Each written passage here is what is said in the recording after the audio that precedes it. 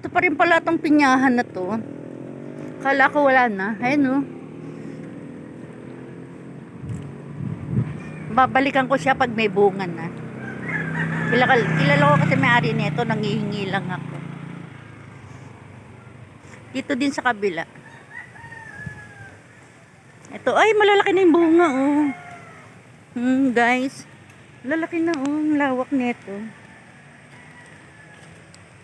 Guys, oh, ang lawak oh, hanggang doon sa taas. Oh. Lawak oh.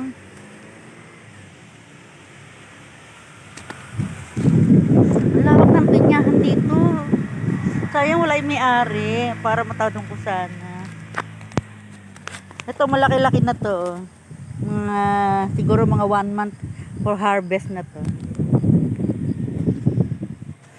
For harvesting. Ayan o, ang pinya. Kakawayanan. Ganda talaga ng nature oh. Lawak guys neto.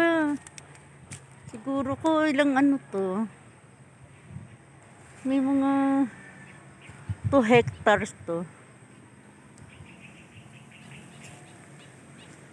Wala pa yung bantay. Saka mamaya trespassing ako dito ah.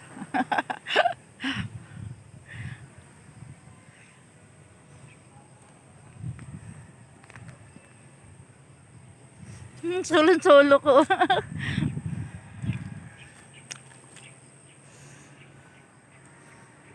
Pinya plantation na hindi akin.